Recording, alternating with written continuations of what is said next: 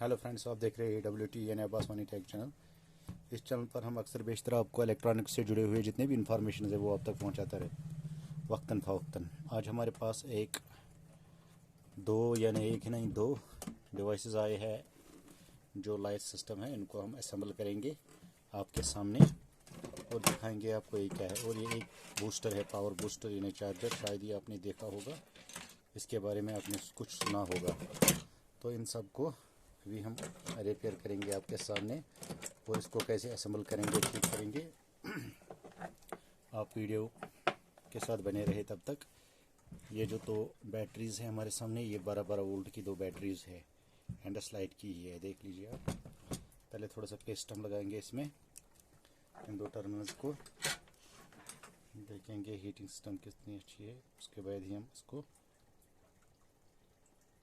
ये देख लीजिए आप।